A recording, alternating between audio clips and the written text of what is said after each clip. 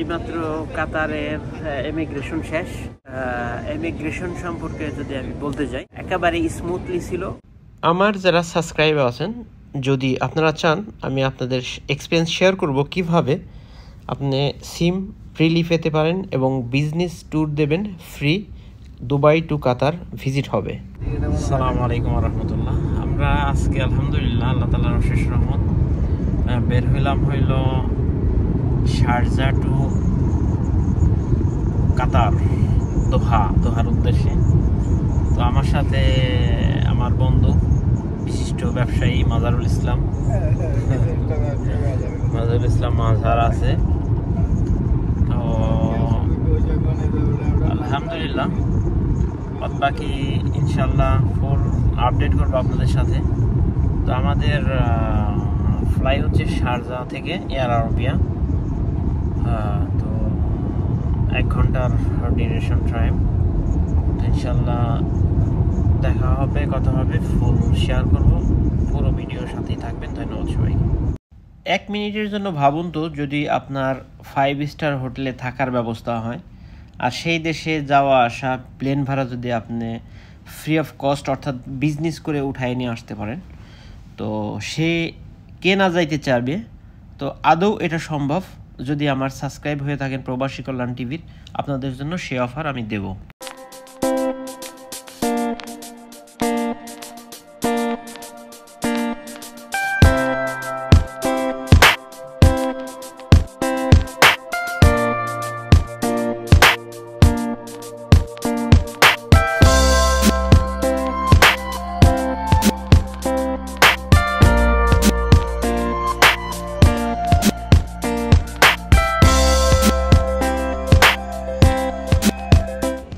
Finally আলহামদুলিল্লাহ কাতারে কিন্তু পৌঁছাই গেছি। তো এখন ইমিগ্রেশনের পালা, দেখা যাক ইমিগ্রেশনে কি করে। চলো। তো ইমিগ্রেশন কি কুয়েতের মতোই হবে নাকি আসান হবে? তবে আই হোপ কাতার টেকনোলজির দিক দিয়ে অনেক এগিয়ে, প্লাস হচ্ছে দুবাইয়ের পরেই ভালো একটা সেবা পাবো এইখানে, এই আশাই ব্যক্ত করে। তো সামনে যাচ্ছি হইলো আমরা এখন ইমিগ্রেশনের দিকে। তো বাদ বাকি ইমিগ্রেশনের পরে ইনশাল্লাহ আপডেট করব কি অবস্থা, কেমনি কি। যদি বিশ্বের 1 নম্বর সেবার মানে বলি, কাতার এয়ারওয়েজ 1 নম্বর, আপনারা সবাই জানেন। দ্বিতীয় কিন্তু এমিরেটস এয়ারলাইন্স।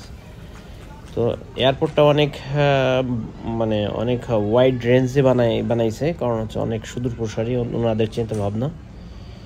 আর সব মিলিয়ে কাতার এয়ারপোর্ট ওয়াসাম একটা এয়ারপোর্ট।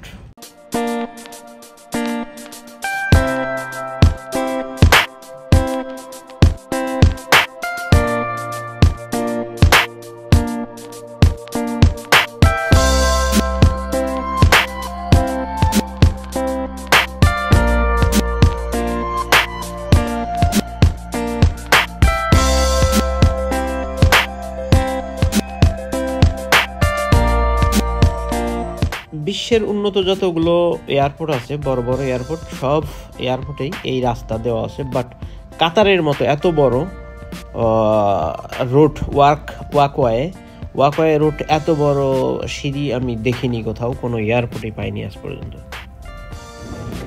আলহামদুলিল্লাহ এইমাত্র কাতারের ইমিগ্রেশন শেষ। তো ইমিগ্রেশন পরে আমি এখানে বসলাম, কিছু কেনাকাটা করলাম ডিউটি ফ্রি থেকে। তো কাতারের ইমিগ্রেশন সম্পর্কে যদি আমি বলতে যাই, তো একেবারে স্মুথলি ছিল। জাস্ট আমি পাসপোর্টটা দিয়েছি, এমিরেটস আইডিটা দেখছে, ফিঙ্গার নিছে, no asking anything, welcome to Qatar, ঠিক আছে। তো আর কিছু জিজ্ঞেস করে নাই। বাট একটা জায়গায় সাফার করতে হচ্ছে,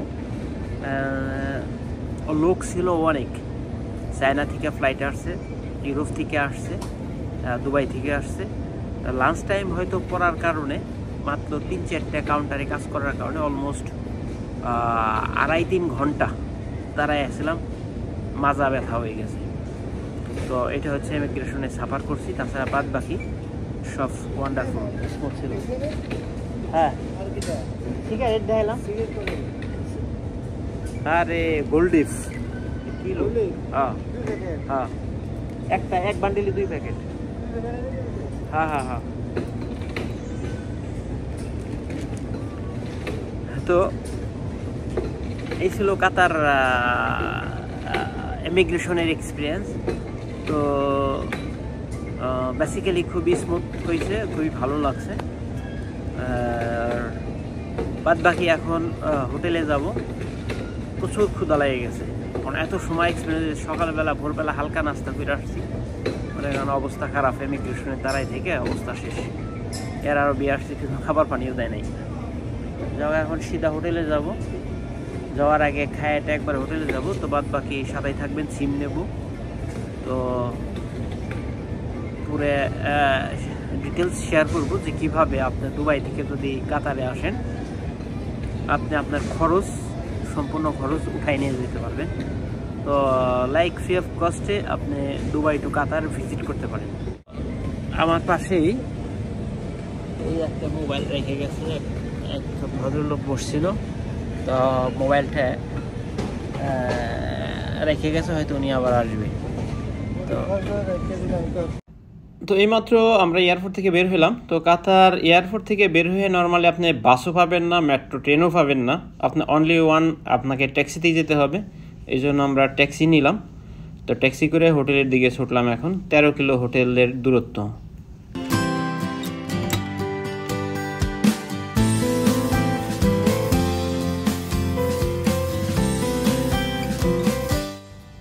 তো কুয়েত, আমি ভাবছিলাম কুয়েতই হয়তো অনুন্নত, কাতার হয়তো এগিয়ে আছে, কিন্তু বাস্তবে আসলে তা না। কিন্তু কাতার সব মিলিয়ে কাতার অনেক পিছিয়ে এখনও কুয়েত থেকে, ধনী হিসেবে টাকার দিক থেকে। তো রোড কিন্তু বেশ সুন্দর, আর সবচেয়ে বেশি ভালো লাগলো রোডের দুপাশে কিন্তু এই যে মানে অজস্র ফুল গাছ দিয়ে ডেকোরেটেড করা হয়েছে। এই জায়গাটা আমার খুবই ব্যক্তিগতভাবে অনেকই ভালো লাগলো, সুন্দর পরিপাটি। চলে আসলাম হচ্ছে হোটেলে। এই হচ্ছে হলো হোটেলের লবি। জাস্ট ওয়ান্ডারফুল সার্কামটেন্স, অনেক সুন্দর আর কি হোটেলটা। তো এখন হয়েছে রেস্ট নিতে হবে একটু। সকালবেলা হালকা পাতলা নাস্তা করে আসছি। তো ফার্স্ট অফ অল আমাদের এখন ফ্রেশ হবো, ফ্রেশ হয়ে বাইরে খাবার টাবার খাইয়ে এসে তারপরে যাবো আর কি ঘোরার জন্য। ঠিক আছে।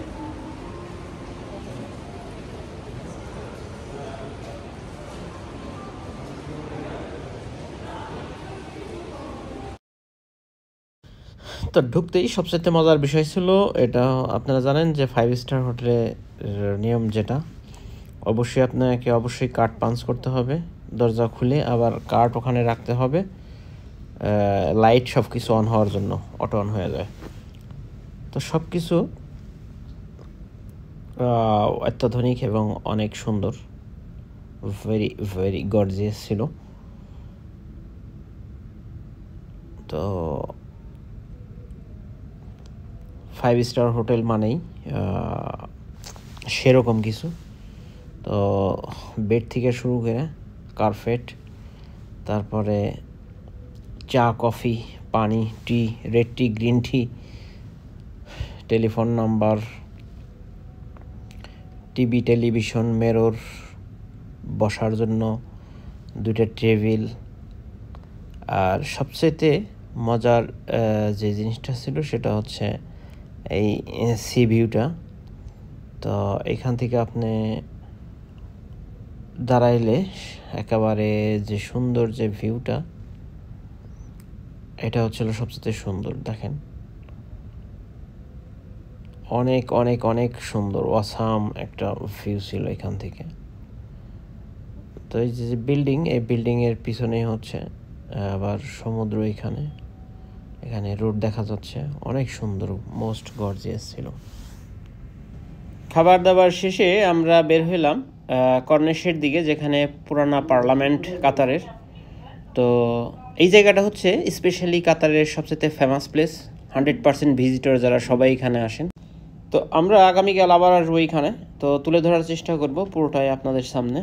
তো সে প্রত্যাশায় যদি আপনাদের আরও কিছু স্পেশালি জানার থাকে তাহলে কমেন্ট বক্সে কমেন্ট করতে পারেন, দেরিতে হলেও আমি আপনাদের উত্তর দেওয়ার চেষ্টা করব। তো আজকে এ পর্যন্তই। প্রবাসী কল্যাণ টিভি নিজের প্রয়োজনে সাবস্ক্রাইব করে পাশেই থাকুন, সাথেই থাকুন আগামীকাল নতুন ভিডিওর আপডেট পেতে। তো সবাইকে প্রীতীয় শুভেচ্ছা জানিয়ে শেষ করছি।